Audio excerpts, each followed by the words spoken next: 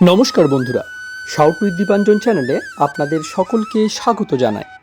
আপনারা শুনছেন শ্রীমকথিত শ্রী শ্রী রামকৃষ্ণ কথামৃত 34তম পর্ব নিয়ে আপনাদের কাছে চলে এসেছি। চলুন আজকের পর্বটি শুরু করা যাক। তব কথামৃতং তপ্ত জীবনং কবিভিরীরিতং কল্মষাপহম শ্রবণমঙ্গলং শ্রীমদাততং ভুবি গৃণন্তি যে ভুরিদা জনা। অষ্টাদশ খণ্ড শ্রীরামকৃষ্ণ অধরের বাড়ি আগমন ও ভক্ত সঙ্গে কীর্তনানন্দ। প্রথম পরিচ্ছেদ। বিজয়, কেদার, বাবুরাম প্রভৃতি ভক্ত সঙ্গে শ্রীরামকৃষ্ণ। কেদার, বিজয়, বাবুরাম, নারায়ণ, মাস্টার, বৈষ্ণবচরণ। আজ আশ্বিন শুক্লা একাদশী, বুধবার, 1 অক্টোবর 1884 খ্রিস্টাব্দ। ঠাকুর দক্ষিণেশ্বর হইতে অধরের বাড়ি আসিতেছেন, সঙ্গে নারায়ণ, গঙ্গাধর। পথমধ্যে হঠাৎ ঠাকুরের ভাবাবস্থা হইল। ভাবে বলিতেছেন, আমি মালা জপব। হ্যাকথু, এ শিব যে পাথাল পোড়া শিব, স্বয়ম্ভুলিঙ্গ। অধরের বাড়িতে আসিয়াছেন, এখানে অনেক ভক্তের সমাবেশ হইয়াছে। কেদার, বিজয়, বাবুরাম প্রভৃতি অনেকে উপস্থিত। কীর্তনিয়া বৈষ্ণবচরণ আসিয়াছেন। ঠাকুরের আদেশক্রমে অধর প্রত্যহ অফিস হইতে আসিয়াই বৈষ্ণবচরণের মুখ হইতে কীর্তন শুনেন। বৈষ্ণবচরণের সংকীর্তন অতি মিষ্ট। আজও সংকীর্তন হইবে। ঠাকুর অধরের বৈঠকখানায় প্রবেশ করিলেন। ভক্তেরা সকলে গাত্রোত্থান করিয়া তাহার চরণ বন্দনা করিলেন। ঠাকুর সহাস্যে আসন গ্রহণ করিলে পর তাহারাও উপবেশন করিলেন।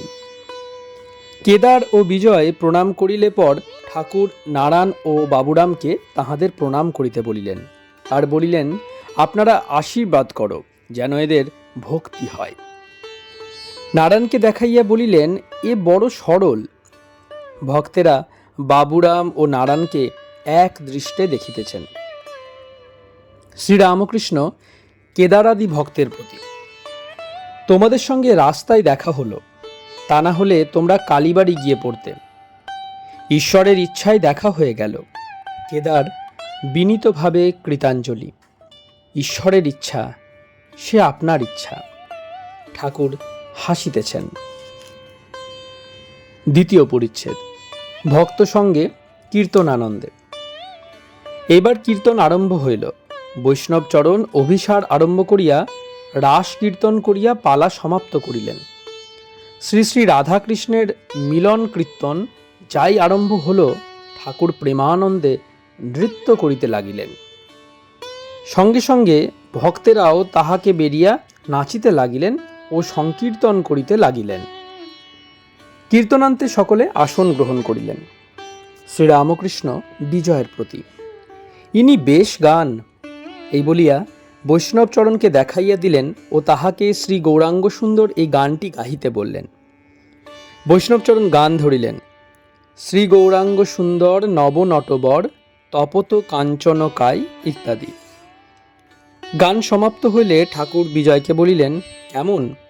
বিজয় বলিলেন, আশ্চর্য। ঠাকুর গৌরাঙ্গের ভাবে নিজে গান ধরিলেন। ভাব হবে বই কিরে, ভাবনিধি শ্রী গৌরাঙ্গের ভাব হবে বই কিরে। ভাবে হাসে কাঁদে নাচে গায়, বন দেখে বৃন্দাবন ভাবে, সমুদ্র দেখে যমুনা ভাবে।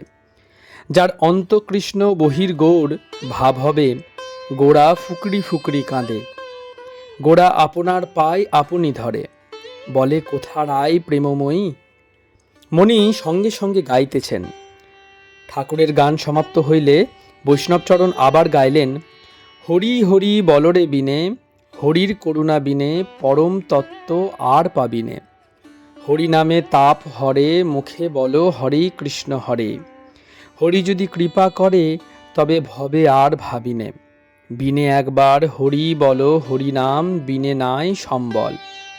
দাস গোবিন্দ কয়দিন গেল অকুলে যেন ডুবিনে। ঠাকুর কীর্তনিয়ার মতন গানের সঙ্গে সঙ্গে সুর করিতেছেন। বৈষ্ণবচরণকে বলিতেছেন, ওই রকম করে বলো, কীর্তনিয়া ঢঙে। বৈষ্ণবচরণ আবার গাইলেন, শ্রী দুর্গা নাম জপ সদা রসনা আমার, দুর্গমে শ্রী দুর্গা বিনে কে করে নিস্তার।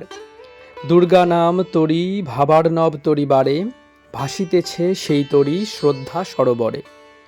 শ্রীগুরু করুণা করি যেই ধন দিলে, সাধন করহ তরি মিলিবে গোকুলে। যদি বলো ছয় রিপু হইয়ে পবন, ধরিতে না দিবে তরি করিবে তুফান। তুফানেতে কি করিবে শ্রী দুর্গা নাম যার তরি, অবশ্য পাইবে কুল মৃত্যুঞ্জয় যার কাণ্ডারি। তুমি স্বর্গ তুমি মর্তমা তুমি সে পাতাল, তোমা হতে হরি ব্রহ্মা দ্বাদশ গোপাল। দশ মহাবিদ্যা মাতা দশ অবতার, এবার কোন রূপে আমায় করিতে হবে পার। চল অচল তুমি মা তুমি সূক্ষ্ম স্থূল, সৃষ্টি স্থিতি প্রলয় তুমি মা তুমি বিশ্বমূল। ত্রিলোক জননী তুমি ত্রিলোক তারিণী, সকলের শক্তি তুমি মা তোমার শক্তি তুমি। ঠাকুর গায়কের সঙ্গে পুনঃ পুনঃ গাহিতে লাগিলেন, চল অচল তুমি মা তুমি সূক্ষ্ম স্থূল, সৃষ্টি স্থিতি প্রলয় তুমি মা তুমি বিশ্বমূল। ত্রিলোক জননী তুমি ত্রিলোক তারিণী, সকলের শক্তি তুমি মা তোমার শক্তি তুমি। কীর্তনিয়া আবার আরম্ভ করিলেন, বায়ু অন্ধকার আদি শূন্য আর আকাশ, রূপ দিক দিগন্তর তোমা হতে প্রকাশ। ব্রহ্মা বিষ্ণু আদি করি যতেক অমরে, তব শক্তি প্রকাশিছে সকল শরীরে। ইরা পিঙ্গলা সুষুম্না বজ্রা চিত্রাণীতে, ক্রমযোগে আছে জেগে সহস্রা হইতে। চিত্রাণীর মধ্যে ঊর্ধ্বে আছে পদ্ম সারি সারি, শুক্লবর্ণ সুবর্ণ বর্ণ বিদ্যুতাদি করি। দুই পদ্ম প্রস্ফুটিত এক পদ্ম কোড়া, অধোমুখে ঊর্ধ্বমুখে আছে দুই পদ্ম জোড়া। হংসরূপে বিহার তথায় করগ আপনি, আধার কমলে হওমা কুলকুণ্ডলিনী। তদূর্ধ্বে মণিপুর নাম নাভিস্থল, রক্তবর্ণ পদ্ম তাহে আছে দশদল। সেই পদ্মে তব শক্তি অনল আছয়, সে অনল নিবৃত্তি হলে সকলই নিভায়। হৃদি পদ্মে আকাশ মানস সরোবর, অনাহত পদ্ম ভাসে তাহার উপর। সুবর্ণ বর্ণ দ্বাদশ দল তথায় শিববান, সেই পদ্মে তব শক্তি জীব আর প্রাণ। তদূর্ধ্বে কণ্ঠদেশ ধূম্র বর্ণ পদ্ম, ষোড়শ দল নাম তার পদ্ম বিশুদ্ধাক্ষ। সেই পদ্মে তব শক্তি আছয়ে আকাশ, সেই আকাশ রুদ্ধ হলে সকলই আকাশ। তদূর্ধ্বে শিরসি মধ্যে পদ্ম সহস্র দল, গুরুদেবের স্থান সেই অতি গুহ্যস্থল। সেই পদ্মে বিম্বরূপে পরম শিব বিরাজে, একা আছেন শুক্লবর্ণ সহস্র দল পঙ্কজে। ব্রহ্মরন্ধ্র আছে যথা শিব বিম্বরূপ, তুমি তথা গেলে শিব হন স্বীয়রূপ। তথা শিব সঙ্গে রঙ্গে করগ বিহার, বিহার সমাপনে শিব হন বিম্বাকার। তৃতীয় পরিচ্ছেদ। বিজয় প্রভৃতির সঙ্গে সাকার নিরাকার কথা, চিনির পাহাড়। কেদার ও কয়েকটি ভক্ত গাত্রোত্থান করিলেন, বাড়ি যাইবেন। কেদার ঠাকুরকে প্রণাম করিলেন আর বলিলেন, আজ্ঞা তবে আসি। শ্রীরামকৃষ্ণ, তুমি অধরকে না বলে যাবে, অভদ্রতা হয় না? কেদার, তস্মিন তুষ্টে জগৎ তুষ্টম, আপনি যে কালে রইলেন সকলেরই থাকা হলো, আর কিছু অসুখ বোধ হয়েছে, আর বিয়ে থাওয়ার জন্য একটা ভয় হয়, সমাজ আছে, একবার তো গোল হয়েছে। বিজয়, একে রেখে যাওয়া। এমন সময় ঠাকুরকে লইয়া যাইতে অধর আসিলেন। ভিতরে পাতা হইয়াছে। ঠাকুর গাত্রোত্থান করিলেন ও বিজয় ও কেদারকে সম্বোধন করিয়া বলিলেন, এসো গো আমার সঙ্গে। বিজয়, কেদার ও অন্যান্য ভক্তেরা ঠাকুরের সঙ্গে বসিয়া প্রসাদ গ্রহণ করিলেন। ঠাকুর আহারান্তে বৈঠকখানায় আসিয়া আবার বসিলেন। কেদার, বিজয় ও অন্যান্য ভক্তেরা চারিপার্শ্বে বসিলেন। কেদারের কাকুতি ও ক্ষমা প্রার্থনা, বিজয়ের দেব দর্শন। কেদার কৃতাঞ্জলি হইয়া অতি নম্রভাবে ঠাকুরকে বলিতেছেন, মাফ করুন, যাই ইতস্তত করেছিলাম। কেদার বুঝি ভাবিতেছেন, ঠাকুর যেখানে আহার করিয়াছেন সেখানে আমি কোন ছাড়। কেদারের কর্মস্থল ঢাকায়। সেখানে অনেক ভক্ত তাহার কাছে আসেন ও তাহাকে খাওয়াইয়াতে সন্দেশাদি নানারূপ দ্রব্য আনয়ন করেন। কেদার সেই সকল কথা ঠাকুরকে নিবেদন করিতেছেন। কেদার বিনীতভাবে, লোকে অনেকে খাওয়াতে আসে, কি করব প্রভু, হুকুম করুন। শ্রীরামকৃষ্ণ, ভক্ত হলে চণ্ডালের অন্ন খাওয়া যায়। 7 বৎসর উন্মাদের পর ও দেশে গেলুম, অর্থাৎ কামারপুকুরে। তখন কি অবস্থায় গেছে, খানকি পর্যন্ত খাইয়ে দিলে, এখন কিন্তু পারি না। কেদার বিদায় গ্রহণের পূর্বে মৃদুস্বরে, প্রভু আপনি শক্তি সঞ্চার করুন, অনেক লোক আসে, আমি কি জানি। শ্রীরামকৃষ্ণ, হয়ে যাবে গো, আন্তরিক ঈশ্বরে মতি থাকলে হয়ে যায়। কেদার বিদায় লইবার পূর্বে বঙ্গবাসীর সম্পাদক শ্রীযুক্ত যোগেন্দ্র প্রবেশ করিলেন ও ঠাকুরকে প্রণাম করিয়া আসন গ্রহণ করিলেন। সাকার নিরাকার সম্বন্ধে কথা হইতেছে। শ্রীরামকৃষ্ণ, তিনি সাকার নিরাকার আবার কত কি তা আমরা জানি না, শুধু নিরাকার বললে কেমন করে হবে। যোগেন্দ্র, ব্রাহ্ম সমাজের এক আশ্চর্য, 12 বছরের ছেলে সেও নিরাকার দেখছে। আদি সমাজে সাকারে অত আপত্তি নাই, ওরা পুজোতে ভদ্রলোকের বাড়িতে আসতে পারে। শ্রীরামকৃষ্ণ সহাস্যে, ইনি বেশ বলেছেন, সেও নিরাকার দেখছে, অধর। শিবনাথবাবু সাকার মানেন না। বিজয়, সেটা তার বুঝবার ভুল। ইনি যেমন বলেন, বহুরূপী কখনো এ রং কখনো সে রং, যে গাছতলায় বসে থাকে সেই ঠিক জানতে পারে। আমি ধ্যান করতে করতে দেখতে পেলাম চালচিত্র, কত দেবতা, তারা কত কি বললেন। আমি বললুম, তার কাছে যাব তবে বুঝব। শ্রীরামকৃষ্ণ, তোমার ঠিক দেখা হয়েছে। কেদার, ভক্তের জন্য সাকার, প্রেমে ভক্ত সাকার দেখে। ধ্রুব যখন ঠাকুরকে দর্শন করলেন, বলেছিলেন কুণ্ডল কেন দুলছে না? ঠাকুর বললেন, তুমি দোলালে দোলে। শ্রীরামকৃষ্ণ, সব মানতে হয় গো, নিরাকার সাকার সব মানতে হয়। কালীঘরে ধ্যান করতে করতে দেখলুম রমণী খানকি। বললুম, মা তুই এই রূপেও আছিস? তাই বলছি সব মানতে হয়। তিনি কখন কি রূপে দেখা দেন সামনে আসেন বলা যায় না। এই বলিয়া ঠাকুর গান ধরিলেন। এসেছেন এক ভাবের ফকির। বিজয়, তিনি অনন্ত শক্তি, আরেক রূপে দেখা দিতে পারেন না? কি আশ্চর্য, সব রেণুর রেণু এরা, সব কি না এইসব ঠিক করতে যায়। শ্রীরামকৃষ্ণ, একটু গীতা, একটু ভাগবত, একটু বেদান্ত পড়ে লোকে মনে করে আমি সব বুঝে ফেলেছি। চিনির পাহাড়ে একটা পিঁপড়ে গিয়েছিল, এক দানা চিনি খেয়ে তার পেট ভরে গেল। আরেক দানা মুখে করে বাসায় নিয়ে যাচ্ছে, যাবার সময় ভাবছে এবারে এসে পাহাড়টা সব নিয়ে যাব। সকলের হাস্য। ঊনবিংশ খণ্ড, দক্ষিণেশ্বরে ভক্ত সঙ্গে শ্রীরামকৃষ্ণ। প্রথম পরিচ্ছেদ। দক্ষিণেশ্বরে বেদান্ত বাগীশ, ঈশান প্রভৃতি ভক্ত সঙ্গে। আজ শনিবার 11ই অক্টোবর 1884 খ্রিস্টাব্দ। ঠাকুর দক্ষিণেশ্বরে কালীবাড়িতে ছোট তক্তপোষে শুইয়া আছেন। বেলা আন্দাজ 2টো বাজিয়াছে। মেঝের উপর মাস্টার ও প্রিয় মুখুজ্জে বসিয়া আছেন। মাস্টার স্কুল হইতে 1টার সময় ছাড়িয়া দক্ষিণেশ্বরে কালীবাড়িতে প্রায় 2টার সময় পৌঁছিয়াছেন। শ্রীরামকৃষ্ণ, যদু মল্লিকের বাড়ি গিয়াছিলাম, একেবারে জিজ্ঞাসা করে গাড়ি ভাড়া কত।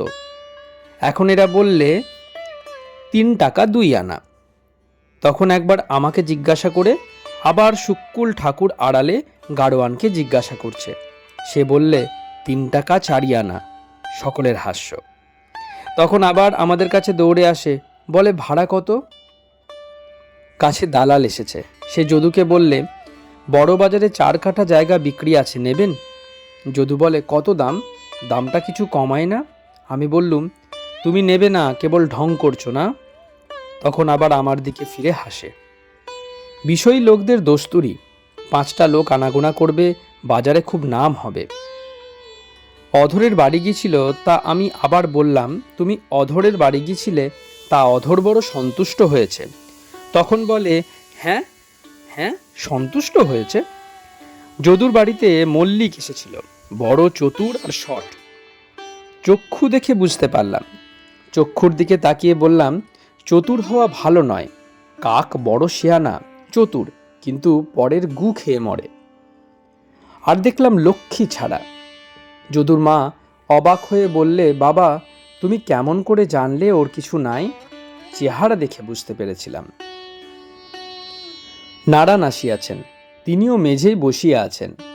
শ্রীরামকৃষ্ণ প্রিয়নাথের প্রতি, হ্যাঁ গা, তোমাদের হরিটি বেশ।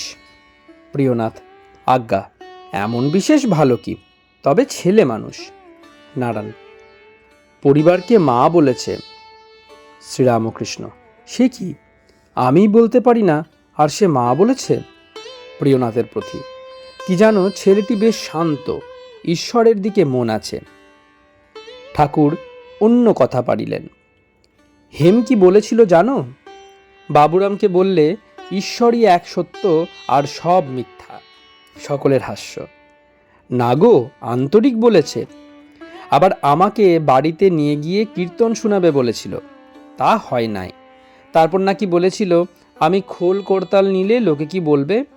ভয় পেয়ে গেল, পাছে লোকে বলে পাগল হয়েছে। ঘোষপাড়ার স্ত্রীলোকের হরিপদকে গোপাল ভাব, কৌমার বৈরাগ্য ও স্ত্রীলোক। হরিপদ ঘোষপাড়ার এক মাগির পাল্লাই পড়েছে, ছাড়ে না। বলে কোলে করে খাওয়ায়, বলে নাকি গোপাল ভাব। আমি অনেক সাবধান করে দিয়েছি, বলে বাৎসল্য ভাব। ওই বাৎসল্য থেকে আবার তাচ্ছল্য হয়। কি জানো, মেয়ে মানুষ থেকে অনেক দূরে থাকতে হয়, তবে যদি ভগবান লাভ হয়। যাদের মতলব খারাপ, সেসব মেয়ে মানুষের কাছে আনাগোনা করা কি তাদের হাতে কিছু খাওয়া বড় খারাপ? এরা সত্তা হরণ করে। অনেক সাবধানে থাকলে তবে ভক্তি বজায় থাকে। ভবনাথ, রাখাল, এরা সব একদিন আপনারা রান্না করলে, ওরা খেতে বসেছে, এমন সময় একজন বাউল এসে ওদের পংক্তিতে বসে বলে, খাবো। আমি বললাম, আঁটবে না। আচ্ছা, যদি থাকে তোমার জন্য রাখবে। তা সে রেগে উঠে গেল। বিজয়ার দিনে যে সে মুখে খাইয়ে দেয়, সে ভালো নয়, শুদ্ধ সত্য ভক্ত, এদের হাতে খাওয়া যায়। মেয়ে মানুষের কাছে খুব সাবধান হতে হয়, গোপাল ভাব। এসব কথা শুনো না, মেয়ে ত্রিভুবন দিলে খেয়ে। অনেক মেয়ে মানুষ জোয়ান ছোকরা, দেখতে ভালো, দেখে নতুন মায়া ফাঁদে, তাই গোপাল ভাব। যাদের কৌমার বৈরাগ্য, যারা ছেলেবেলা থেকে ভগবানের জন্য ব্যাকুল হয়ে বেড়ায়, সংসারে ঢোকে না, তারা একটি থাক আলাদা, তারা নৈকস্য কুলীন। ঠিক ঠিক বৈরাগ্য হলে তারা মেয়ে মানুষ থেকে 50 হাত তফাতে থাকে, পাছে তাদের ভাব ভঙ্গ হয়। তারা যদি মেয়ে মানুষের পাল্লায় পড়ে, তাহলে আর নৈকস্য কুলীন থাকে না, ভঙ্গ ভাব হয়ে যায়, তাদের ঘর নিচু হয়ে যায়। যাদের ঠিক কৌমার বৈরাগ্য, তাদের উঁচু ঘর, অতি শুদ্ধ ভাব, গায়ের দাগটি পর্যন্ত লাগে না। জিতেন্দ্রিয় হবার উপায়, প্রকৃতি ভাব সাধন। জিতেন্দ্রিয় হওয়া যায় কি রকম করে? আপনাতে মেয়ের ভাব আরোপ করতে হয়। আমি অনেক দিন সখী ভাবে ছিলাম, মেয়ে মানুষের কাপড় গয়না পরতুম, ওড়না গায়ে দিতুম, ওড়না গায়ে দিয়ে আরতি করতুম। তা না হলে পরিবারকে 8 মাস কাছে এনে রেখেছিলাম কেমন করে? দুজনেই মার সখী। আমি আপনাকে পুরুষ বলতে পারি না। একদিন ভাবে রয়েছি, পরিবার জিজ্ঞাসা করলে, আমি তোমার কে? আমি বললুম, আনন্দময়ী। এক মত আছে, যার মায়ে বোঁটা আছে সেই মেয়ে। অর্জুন আর কৃষ্ণের মায়ে বোঁটা ছিল না। শিব পূজার ভাব কি জানো? শিবলিঙ্গের পূজা, মাতৃস্থানের ও পিতৃস্থানের পূজা। ভক্ত এই বলে পূজা করে, ঠাকুর দেখো যেন আর জন্ম না হয়। শনি তো শুক্রের মধ্যে দিয়ে মাতৃস্থান দিয়া আর যেন আসতে না হয়। দ্বিতীয় পরিচ্ছেদ। স্ত্রীলোক লইয়া সাধন, শ্রীরামকৃষ্ণের পুনঃ পুনঃ নিষেধ। ঠাকুর শ্রীরামকৃষ্ণ প্রকৃতিভাবের কথা বলিতেছিলেন। শ্রীযুক্ত প্রিয় মুখুর্জে, মাস্টার, আরও কয়েকটি ভক্ত বসিয়া আছেন। এমন সময় ঠাকুরদের বাড়ির একটি শিক্ষক ঠাকুরদের কয়েকটি ছেলে সঙ্গে করিয়া উপস্থিত হইলেন। শ্রীরামকৃষ্ণ ভক্তদের প্রতি। শ্রীকৃষ্ণের শিরে ময়ূর পাখা, ময়ূর পাখাতে যোনি চিহ্ন আছে, অর্থাৎ শ্রীকৃষ্ণ প্রকৃতিকে মাথায় রেখেছেন। কৃষ্ণ রাসমণ্ডলে গেলেন, কিন্তু সেখানে নিজে প্রকৃতি হলেন। তাই দেখো, রাসমণ্ডলে তার মেয়ের বেশ। নিজে প্রকৃতিভাব না হলে প্রকৃতির সঙ্গের অধিকারী হয় না। প্রকৃতিভাব হলে তবে রাস, তবে সম্ভোগ। কিন্তু সাধকের অবস্থায় খুব সাবধান হতে হয়। তখন মেয়ে মানুষ থেকে অনেক অন্তরে থাকতে হয়। এমনকি ভক্তিমতী হলেও বেশি কাছে যেতে নাই। ছাদে উঠবার সময় হেলতে দুলতে নাই। হেললে দুললে পড়বার খুব সম্ভাবনা। যারা দুর্বল তাদের ধরে ধরে উঠতে হয়। সিদ্ধ অবস্থাই আলাদা কথা। ভগবানকে দর্শনের পর বেশি ভয় নাই, অনেকটা নির্ভয়। ছাদে একবার উঠতে পারলে হয়। উঠবার পর ছাদে নাচাও যায়, সিঁড়িতে কিন্তু নাচা যায় না। আবার দেখো, যা ত্যাগ করে গেছি ছাদে উঠবার পর তার ত্যাগ করতে হয় না। ছাদও ইট, চুন, সরকির তৈয়ারি, আবার সিঁড়িও সেই জিনিসে তৈয়ারি। যে মেয়ে মানুষের কাছে এত সাবধান হতে হয়, ভগবান দর্শনের পর বোধ হবে সেই মেয়ে মানুষ সাক্ষাৎ ভগবতী। তখন তাকে মাতৃজ্ঞানে পূজা করবে, আর তত ভয় নাই। কথাটা এই, বুড়ি ছুঁয়ে যা ইচ্ছা করো। ধ্যানযোগ ও শ্রীরামকৃষ্ণ, অন্তর্মুখ ও বহির্মুখ। বহির্মুখ অবস্থায় স্থূল দেখে, অন্নময় কোষে মন থাকে। তারপর সূক্ষ্ম শরীর, লিঙ্গ শরীর, মনোময় ও বিজ্ঞানময় কোষে মন থাকে। তারপর কারণ শরীর। যখন মন কারণ শরীরে আসে তখন আনন্দময় কোষে মন থাকে। এটি চৈতন্যদেবের অর্ধবাহ্য দশা। তারপর মন লীন হয়ে যায়, মনের নাশ হয়, মহাকারণে নাশ হয়। মনের নাশ হলে আর খবর নাই। এটি চৈতন্যদেবের অন্তর্দশা। অন্তর্মুখ অবস্থা কিরকম জানো? দয়ানন্দ বলেছিল, অন্দরে এসো, কপাট বন্ধ করে। অন্দর বাড়িতে যে সে যেতে পারে না। আমি দীপশিখাকে নিয়ে আরোপ করতুম। লালচে রংটাকে বলতুম স্থূল, তার ভিতর সাদা সাদা ভাগটাকে বলতুম সূক্ষ্ম, সব ভিতরে কালখড়কের মতো ভাগটাকে বলতুম কারণ শরীর। ধ্যান যে ঠিক হচ্ছে তার লক্ষণ আছে। একটি লক্ষণ, মাথায় পাখি বসবে জড় মনে করে। পূর্ব কথা। কেশবকে প্রথম দর্শন 1864। ধ্যানস্থ, চক্ষু চেয়েও ধ্যান হয়। কেশব সেনকে প্রথম দেখি আদি সমাজে। তাকের তথা বেদির উপর কজন বসেছে, কেশব মাঝখানে বসেছে। দেখলাম যেন কাষ্ঠবৎ। সেজবাবুকে বললুম, দেখো ওর ফাতনায় মাছ খেয়েছে। ওই ধ্যানটুকু ছিল বলে ঈশ্বরের ইচ্ছায় যেগুলো মনে করছিল সব হয়ে গেল। চক্ষু চেয়েও ধ্যান হয়। কথা হচ্ছে তবুও ধ্যান হয়। যেমন মনে করো একজনের দাঁতের ব্যামো আছে, কনকন করে। ঠাকুরদের শিক্ষক, আজ্ঞে ওটি বেশ জানি। হাস্য। শ্রীরামকৃষ্ণ সহাস্যে, হ্যাঁ গো, দাঁতের ব্যামো যদি থাকে, সব কর্ম করছে, কিন্তু দরদের দিকে মনটা আছে, তাহলে ধ্যান চোখ চেয়েও হয়, কথা কইতে কইতেও হয়। শিক্ষক, পতিত পাবন নাম তার আছে, তাই ভরসা, তিনি দয়াময়। পূর্ব কথা। শিখরা ও শ্রীযুক্ত কৃষ্ণদাসের সহিত কথা। শ্রীরামকৃষ্ণ, শিখরাও বলেছিল তিনি দয়াময়। আমি বললুম, তিনি কেমন করে দয়াময়? তা তারা বললে, কেন মহারাজ, তিনি আমাদের সৃষ্টি করেছেন, আমাদের জন্য এত জিনিস তৈয়ারি করেছেন, আমাদের মানুষ করেছেন, আমাদের পদে পদে বিপদ থেকে রক্ষা করছেন। তা আমি বললুম, তিনি আমাদের জন্ম দিয়ে দেখছেন, খাওয়াচ্ছেন, তা কি এত বাহাদুরি? তোমার যদি ছেলে হয়, তাকে কি আবার বামুনপাড়ার লোক এসে মানুষ করবে?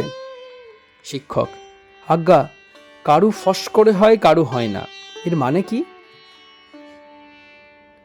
লালাবাবু ও রানী ভবানীর বৈরাগ্য। সংস্কার থাকিলে সত্যগুণ। শ্রীরামকৃষ্ণ: কি জানো, অনেকটা পূর্বজন্মের সংস্কারেতে হয়। লোকে মনে করে হঠাৎ হচ্ছে। একজন সকালে এক পাত্র মদ খেয়েছিল, তাতেই বেজাল মাতাল। ঢলাঢলি আরম্ভ করলে লোকে অবাক, এক পাত্রে এত মাতাল কেমন করে হলো? একজন বললে, ওরে, সমস্ত রাত্রি মদ খেয়েছে। হনুমান সোনার লঙ্কা দগ্ধ করলে, লোকে অবাক, একটা বানর এসে সব পুড়িয়ে দিলে। কিন্তু আবার বলেছে, আদত কথা এই, সীতার নিঃশ্বাসে আর রামের কোপে পুড়েছিল। আর দেখো, লালাবাবু এত ঐশ্বর্য, পূর্বজন্মের সংস্কার না থাকলে ফস করে কি বৈরাগ্য হয়? আর রানী ভবানী মেয়ে মানুষ হয়ে এত জ্ঞান ভক্তি। এই লালাবাবু বাঙালি জাতির গৌরব, পাইকপাড়ার কৃষ্ণচন্দ্র সিংহ। যৌবনে বৈরাগ্য, 7 লক্ষ বার্ষিক আয়ের সম্পত্তি ত্যাগ, মথুরাবাস, 30 বৎসর বয়সে, 40-এ মাধুকরী, ভিক্ষাজীবী, 42-এ প্রাপ্তি, পত্নী রানী কাত্যায়নী নিঃসন্তান, গুরু কৃষ্ণদাস বাবাজি, ভক্তমালের অনুবাদক। কৃষ্ণদাসের রজগুণ, তাই জগতের উপকার। শেষ জন্মে সত্যগুণ থাকে, ভগবানে মন হয়, তার জন্য মন ব্যাকুল হয়, নানা বিষয় কর্ম থেকে মন সরে আসে।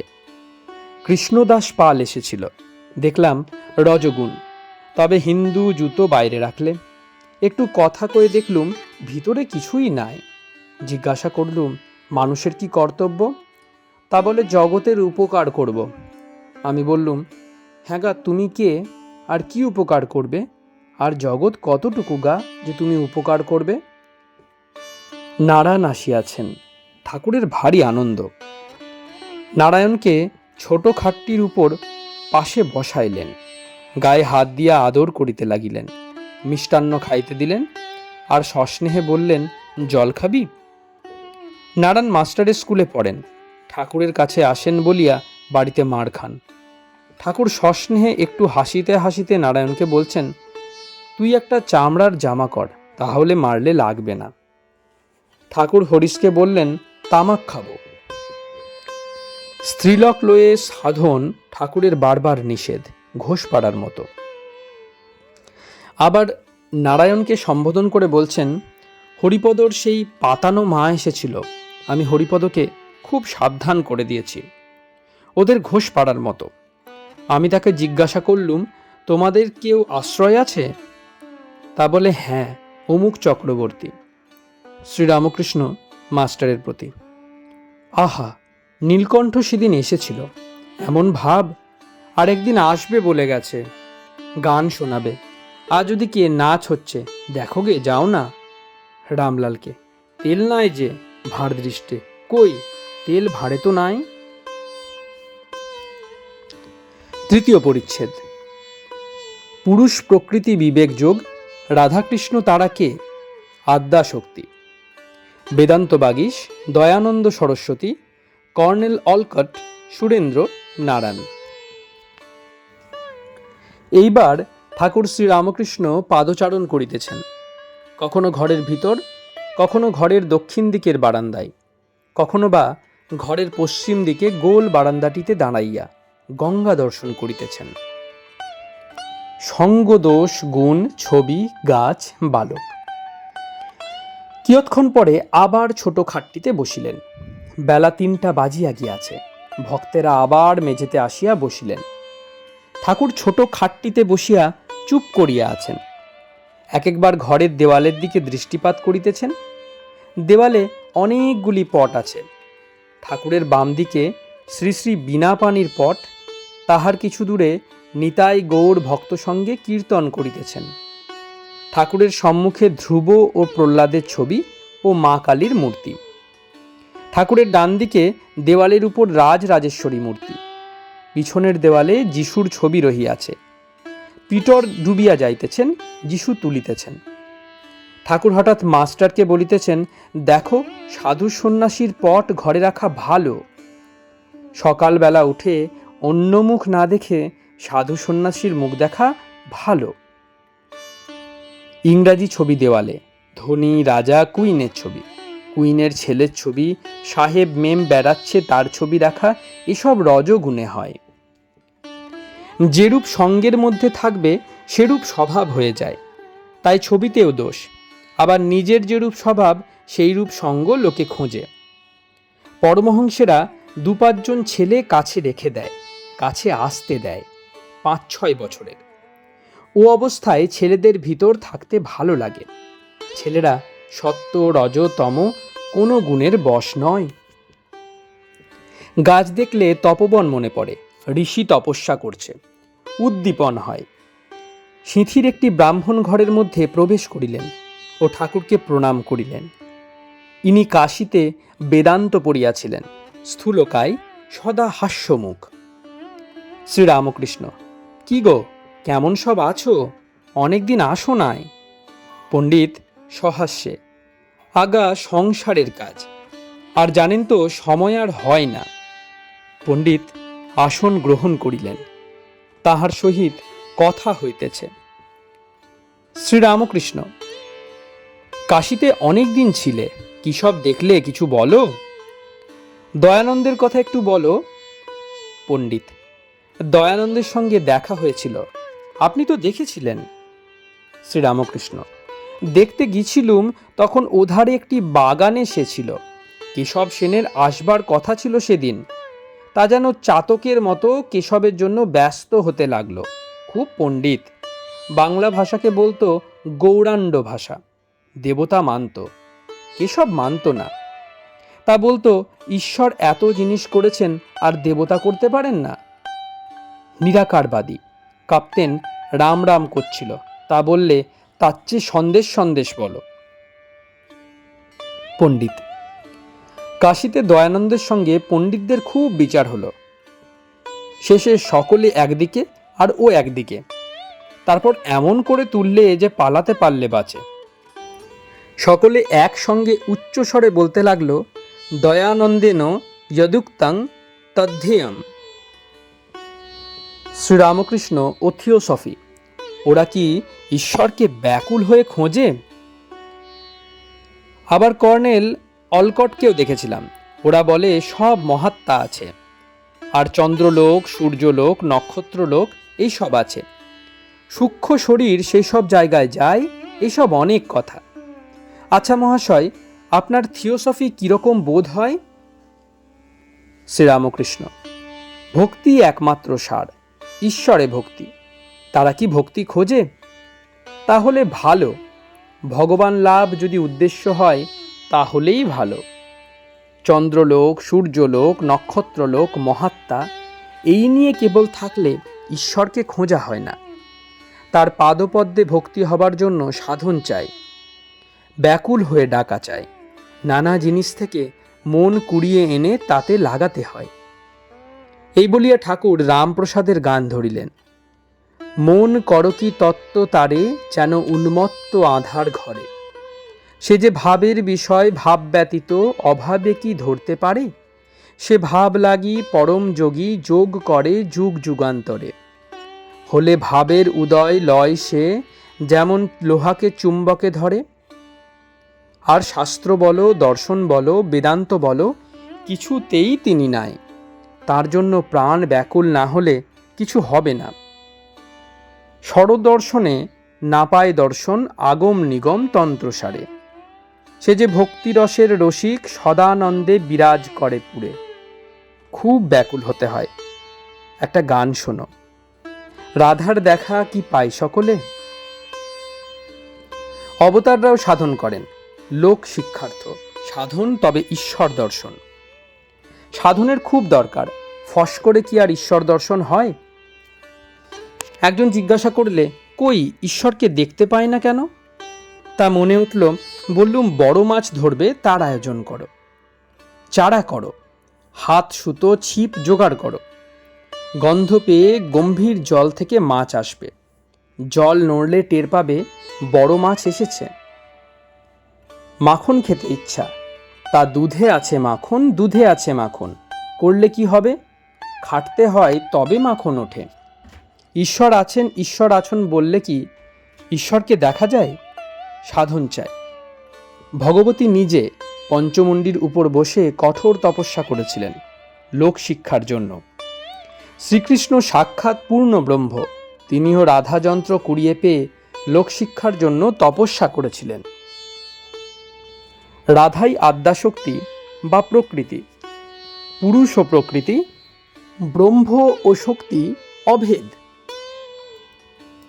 শ্রীকৃষ্ণ পুরুষ, রাধা প্রকৃতি, চিৎশক্তি আদ্যাশক্তি।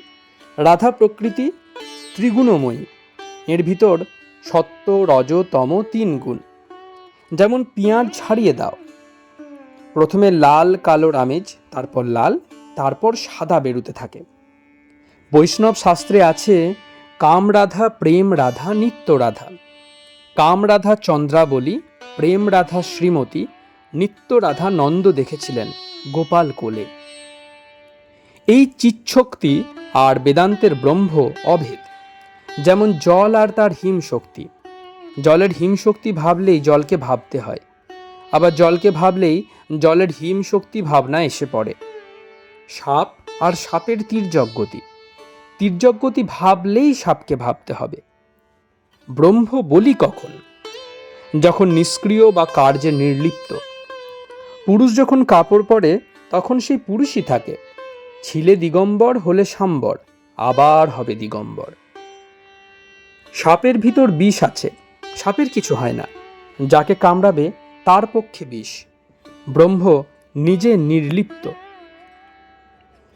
নামরূপ যেখানে সেইখানেই প্রকৃতির ঐশ্বর্য। সীতা হনুমানকে বলেছিলেন, বৎস, আমি একরূপে রাম, একরূপে সীতা হয়ে আছি, একরূপে ইন্দ্র, একরূপে ইন্দ্রাণী, একরূপে ব্রহ্মা, একরূপে ব্রহ্মাণী, একরূপে রুদ্র, একরূপে রুদ্রাণী হয়ে আছি। নামরূপ যা আছে সব চিৎশক্তির ঐশ্বর্য। চিৎশক্তির ঐশ্বর্য সমস্তই, এমনকি ধ্যান ধ্যাতা পর্যন্ত।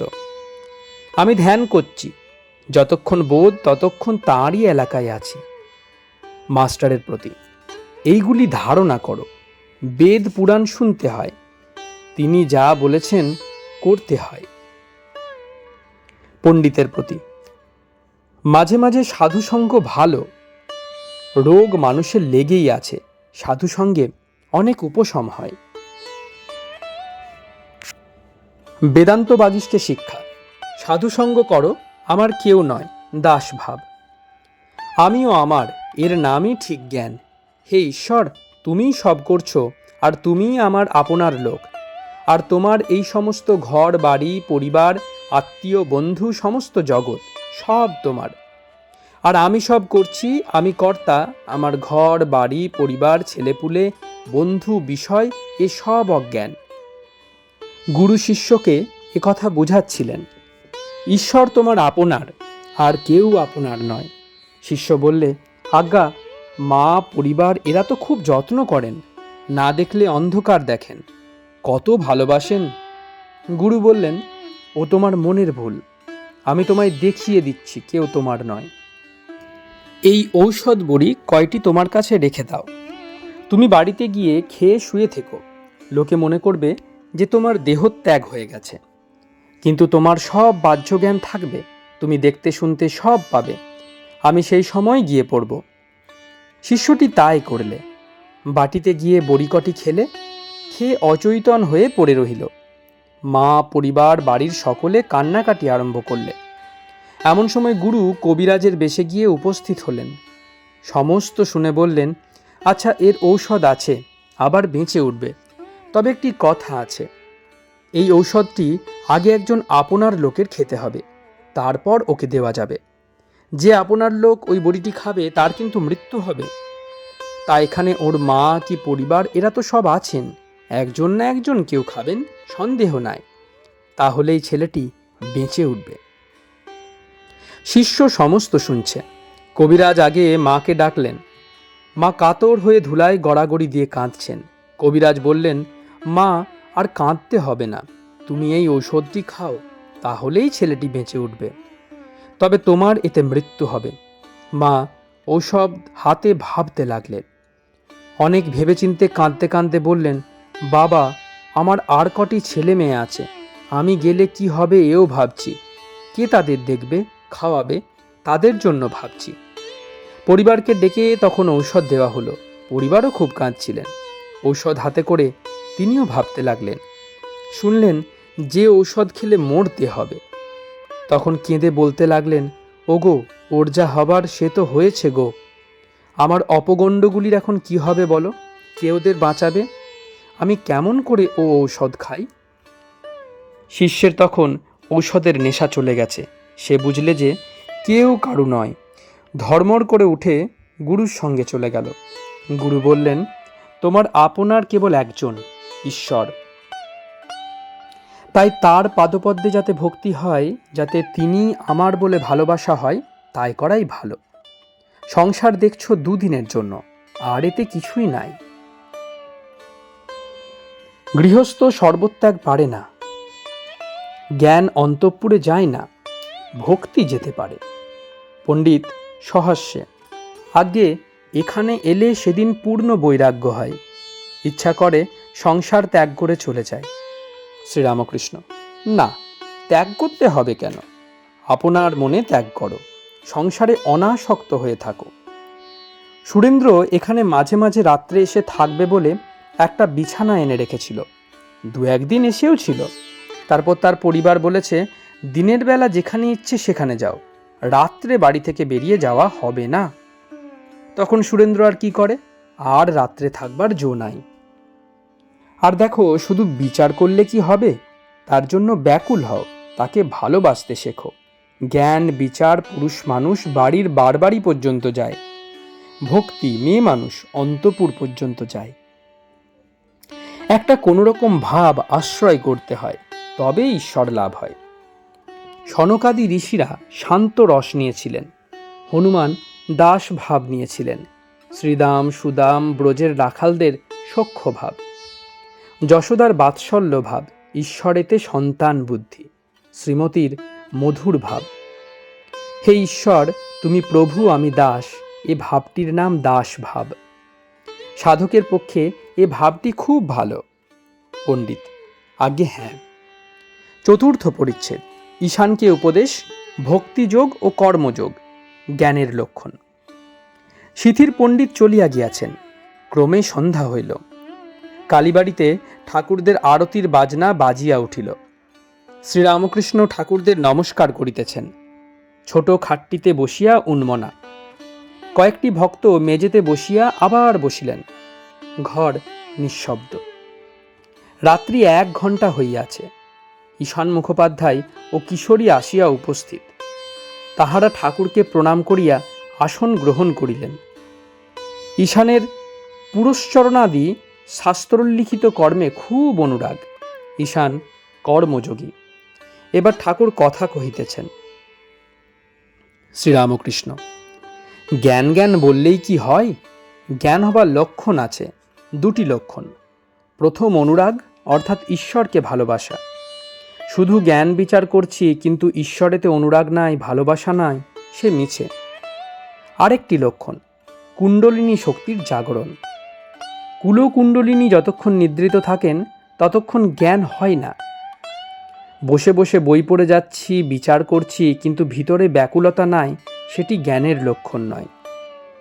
কুণ্ডলিনী শক্তির জাগরণ হলে ভাব ভক্তি প্রেম এসব হয়, এরই নাম ভক্তিযোগ। কর্মযোগ বড় কঠিন। কর্মযোগে কতকগুলি শক্তি হয়, সিদ্ধাই হয়। ঈশান, আমি হাজরা মহাশয়ের কাছে যাই। ঠাকুর চুপ করিয়া রহিলেন। কিয়ৎক্ষণ পরে ঈশান আবার ঘরের ভিতরে প্রবেশ করিলেন, সঙ্গে হাজরা। ঠাকুর নিঃশব্দে বসিয়া আছেন। কিয়ৎক্ষণ পরে হাজরা ঈশানকে বলিলেন, চলুন, ইনি এখন ধ্যান করবেন। ঈশান ও হাজরা চলিয়া গেলেন। ঠাকুর নিঃশব্দে বসিয়া আছেন। ক্রমে সত্য সত্যই ধ্যান করিতেছেন। করে জপ করিতেছেন। সেই হাত একবার মাথার উপর রাখিলেন, তারপর কপালে, তারপরে কণ্ঠে, তারপর হৃদয়ে, তারপর নাভিদেশে। শ্রীরামকৃষ্ণ কি শঠচক্রে আদ্যাশক্তির ধ্যান করিতেছেন? শিব সংহিতা আদি শাস্ত্রে যে যোগের কথা আছে, এ কি তাই? পঞ্চম পরিচ্ছেদ, নিবৃত্তি মার্গ, ঈশ্বর লাভের পর কর্মত্যাগ। ঈশানকে শিক্ষা, উত্তিষ্ঠত জাগ্রত কর্মযোগ বড় কঠিন। ঈশান হাজরার সহিত কালীঘরে গিয়াছেন। ঠাকুর ধ্যান করিতেছিলেন। রাত্রি প্রায় 7টা। ইতোমধ্যে অধর আসিয়া পড়িয়াছেন। কিয়ৎক্ষণ পরে ঠাকুর মা কালী দর্শন করিতে গিয়াছেন। দর্শন করিয়া পাদপদ্ম হইতে নির্মাল্য লইয়া মস্তকে ধারণ করিলেন। মাকে প্রণাম ও প্রদক্ষিণ করিলেন এবং চামর লইয়া মাকে ব্যজন করিলেন। ঠাকুর ভাবে মাতোয়ারা। বাহিরে আসিবার সময় দেখিলেন ঈশান কোষাকুষি লইয়া সন্ধ্যা করিতেছেন। শ্রীরামকৃষ্ণ ঈশানের প্রতি, কি আপনি সেই এসেছ, আহ্নিক করছ, একটা গান শুনো। ভাবে উন্মত্ত হইয়া ঈশানের কাছে বসিয়া মধুর কণ্ঠে গাইতেছেন, গয়া গঙ্গা প্রভাসাদি কাশী কাঞ্চি কেবা চাই, কালী কালী কালী বলে আমার অজপা যদি ফুরায়। ত্রিসন্ধ্যা যে বলে কালী, পূজা সন্ধ্যা সে কি চায়, সন্ধ্যা তার সন্ধানে ফেরে কভু সন্ধি নাহি পায়। দয়া ব্রত দান আদি আর কিছু না মনে লয়, মদনের যাগযজ্ঞ ব্রহ্মময়ীর রাঙা পায়। সন্ধ্যাদি কতদিন, যতদিন না তার পাদপদ্মে ভক্তি হয়, তার নাম করতে করতে চক্ষের জল যতদিন না পড়ে, আর শরীর রোমাঞ্চ যতদিন না হয়। রামপ্রসাদ বলে, ভক্তি মুক্তি উভয়ে মাথায় রেখেছি, আমি কালী ব্রহ্ম জেনে মর্ম ধর্মাধর্ম সব ছেড়েছি। যখন ফল হয় তখন ফুল ঝরে যায়, যখন ভক্তি হয়, যখন ঈশ্বর লাভ হয়, তখন সন্ধ্যাদি কর্ম চলে যায়। গৃহস্থের বউয়ের পেটে যখন সন্তান হয়, শাশুড়ি কাজ কমিয়ে দেয়। 10 মাস হলে আর সংসারের কাজ করতে দেয় না। তারপর সন্তান প্রসব হলে সে কেবল ছেলেটিকে কোলে করে তার সেবা করে, কোনো কাজই থাকে না। ঈশ্বর লাভ হলে সন্ধ্যাদি কর্ম ত্যাগ হয়ে যায়। তুমি এরকম করে ঢিমে তেতালা বাজালে চলবে না, তীব্র বৈরাগ্য দরকার। 14 মাসে 1 বৎসর করলে কি হয়? তোমার ভিতরে যেন জোর নাই, শক্তি নাই, চিরের ফলার, উঠে পড়ে লাগো, কোমর বাঁধো। তাই আমার ওই গানটা ভালো লাগে না, হরিষে লাগি রহরে ভাই, তেরা বনত বনত বনি যায়, বনত বনত বনি যায়। আমার ভালো লাগে না, তীব্র বৈরাগ্য চাই। হাজরাকেও তাই আমি বলি। শ্রীরামকৃষ্ণ ও যোগ তত্ত্ব, কামিনী কাঞ্চন যোগের বিঘ্ন। কেন তীব্র বৈরাগ্য হয় না জিজ্ঞাসা করছো? তার মানে আছে, ভিতরে বাসনা প্রবৃত্তি সব আছে। হাজরাকে তাই বলি, ওদেশে মাঠে জল আনে, মাঠের চারিদিকে আল দেওয়া আছে, পাছে জল বেরিয়ে যায়। কাদার আল, কিন্তু আলের মাঝে মাঝে ঘোগ, গর্ত। প্রাণপণে তো জল আনছে, কিন্তু ঘোগ দিয়ে বেরিয়ে যাচ্ছে, বাসনা ঘোগ। জপ তপ করে বটে, কিন্তু পেছনে বাসনা, সেই বাসনা যোগ দিয়ে সব বেরিয়ে যাচ্ছে। মাছ ধরে শটকা কল দিয়ে, বাঁশ সোজা থাকবার কথা, তবে নোয়ানো রয়েছে কেন? মাছ ধরবে বলে, বাসনা মাছ। তাই মন সংসারে নোয়ানো রয়েছে।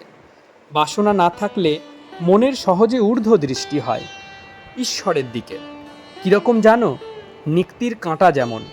কামিনী কাঞ্চনের ভার আছে বলে উপরের কাঁটা নিচের কাঁটা এক হয় না, তাই যোগ ভ্রষ্ট হয়।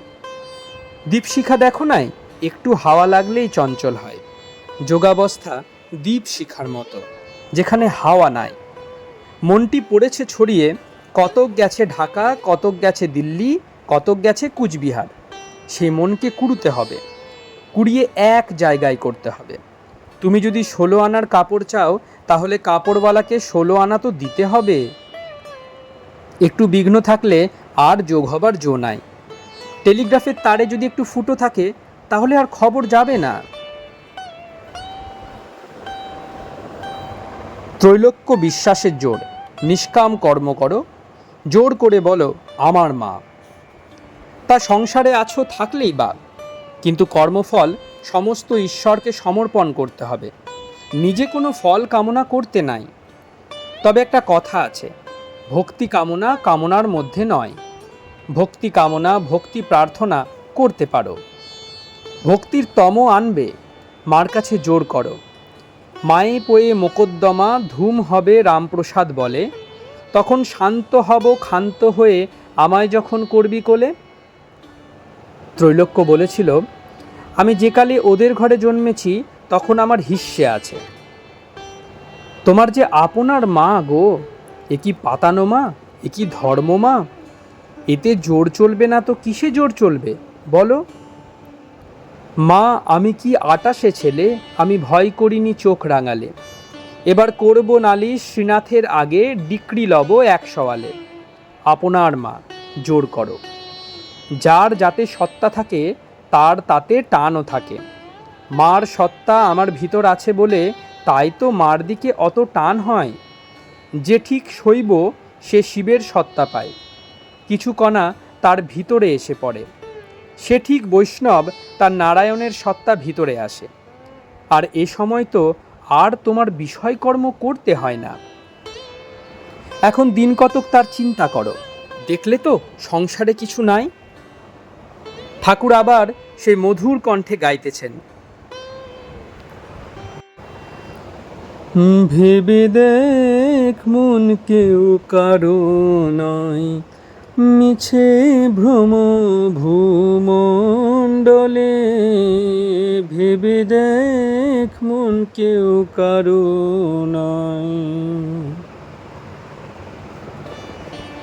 সালিসি মোড়লি হাসপাতাল ডিসপেন্সারি করবার বাসনা, লোকমান্য পাণ্ডিত্য বাসনা, এসব আদিকাণ্ড।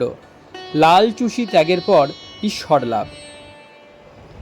আর তুমি সালিসি মোড়লি ওসব কি করছো? লোকের ঝগড়া বিবাদ মেটাও, তোমাকে সালিসি ধরে শুনতে পাই। ও তো অনেক দিন করে আসছো, যারা করবে তারা করুক, তুমি এখন তার পাদপদ্মে বেশি করে মন দিও। বলে লঙ্কায় রাবণ মলো, বেহুলা কেঁদে আকুল হলো।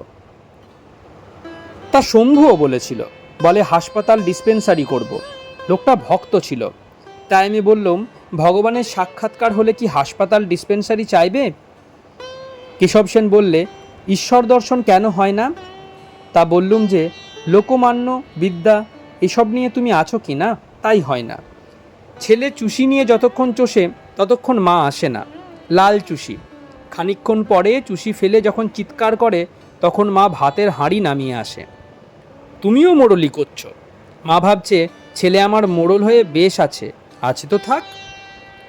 ঈশান ইতোমধ্যে ঠাকুরের চরণ স্পর্শ করিয়া বসিয়া আছেন। চরণ ধরিয়া বিনীতভাবে বলিতেছেন, আমি যে ইচ্ছা করে এসব করি তা নয়। বাসনার মূল মহামায়া, তাই কর্মকাণ্ড। শ্রীরামকৃষ্ণ, তা জানি, সে মায়েরই খেলা, এঁরই লীলা। সংসারে বদ্ধ করে রাখা সে মহামায়ার ইচ্ছা। কি জানো, ভবসাগরে উঠছে ডুবছে কতই তরি। আবার ঘুড়ি লক্ষ্যের দুটো একটা কাটে, হেসে দাও মা হাত চাপড়ি। লক্ষ্যের মধ্যে 2-1 মুক্ত হয়ে যায়, বাকি সবাই মার ইচ্ছায় বদ্ধ হয়ে আছে। চোর চোর খেলা দেখো নাই? বুড়ির ইচ্ছা যে খেলাটা চলে। সবাই যদি বুড়িকে ছুঁয়ে ফেলে তাহলে খেলা আর চলে না। তাই বুড়ির ইচ্ছা নয় যে সকলে ছোঁয়। আর দেখো, বড় বড় দোকানে চালের বড় বড় ঠেক থাকে, ঘরের চাল পর্যন্ত উঁচু। চাল থাকে, ডালও থাকে, কিন্তু পাছে ইঁদুরে খায় তাই দোকানদার কুলোই করে খই মুরকি রেখে দেয়।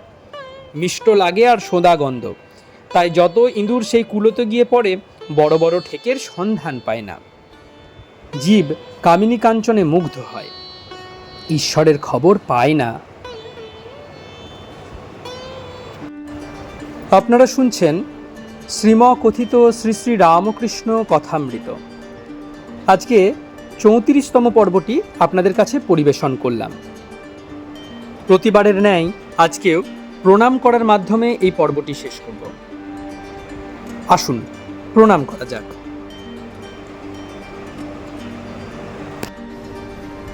নিরঞ্জনং নিত্যমনন্তরূপং ভক্তানুকম্পা ধৃতবিগ্রহং বৈ ঈশাবতারং